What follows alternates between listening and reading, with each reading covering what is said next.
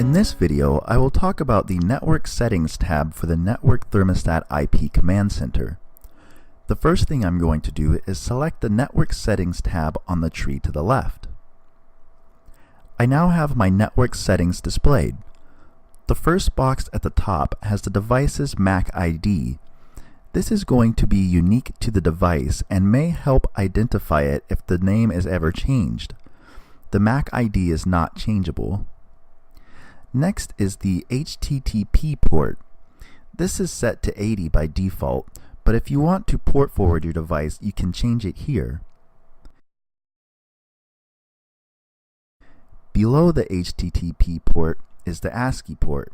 By default, this is 10,001, but you can change it if you wish. You will need to open the port in your router settings also, as this is the port used by the Command Center software. If you have a Wi-Fi device, then the next section is where you enter the credentials to access your local network. This is the information the thermostat uses to access your router. If you are using an Ethernet device, you will not see this area. Next is the checkbox for the DHCP mode.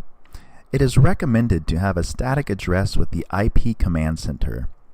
The IP Command Center looks for each device at the specified IP address, so if it changes while in DHCP, the Command Center will show the device as offline. Once I have made any necessary changes, I click the Save and Reboot button. This will reboot the thermostat. Note that if you change the IP address, you will need to update the thermostat address.